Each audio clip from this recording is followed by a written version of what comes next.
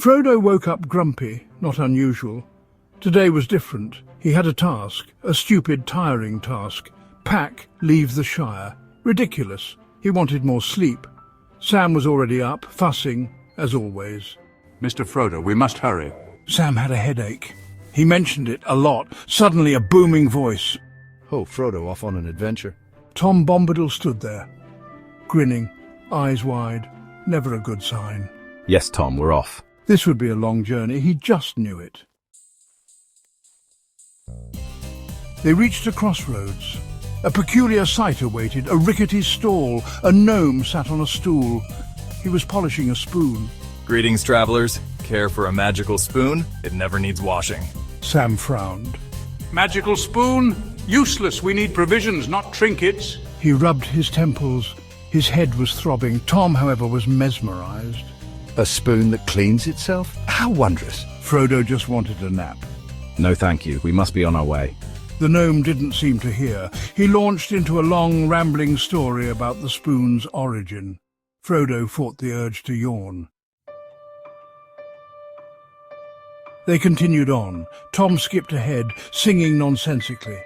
Frodo trudged behind, eyes drooping. Sam followed, muttering about his headache. They passed a clear stream. Sam stopped, stared at his reflection. My, don't I look tired? All this adventuring is hard work, especially for someone as brave and selfless as me. Frodo grunted, barely listening. He envied Sam's ability to be oblivious. He just wanted to sleep. Tom, meanwhile, was trying to befriend a squirrel. The squirrel looked unimpressed. They reached the Brandywine River. Frodo collapsed on the bank. We rest here. He mumbled. He closed his eyes. Peace at last. Rest? Nonsense, Frodo. A dip in the river will refresh you. He picked up Frodo, tossed him into the river. Frodo sputtered, soaked to the bone. Tom, I was sleeping. Sam was horrified. My handkerchief, it's ruined. This is a disaster, a complete disaster. Tom, oblivious, splashed in the river, humming a cheerful tune. Frodo wanted to throttle him. After drying off, they encountered another unusual sight. A troll, selling glue. Best glue in the land, sticks anything, guaranteed.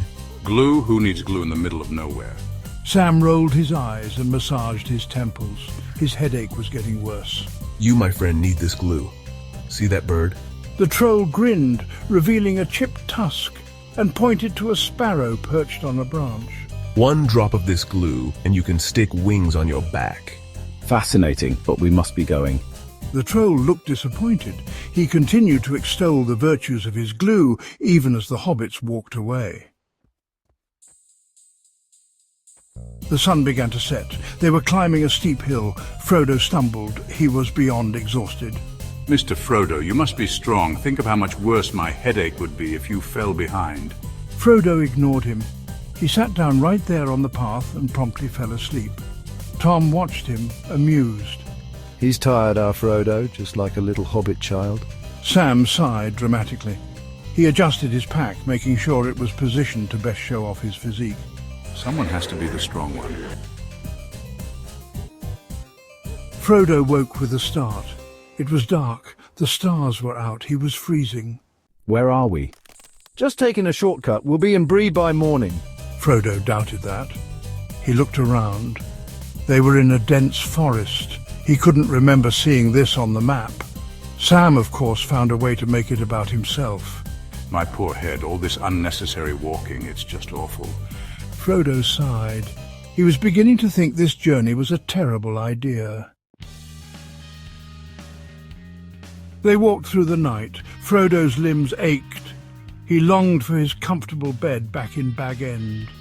Sam predictably complained the whole way.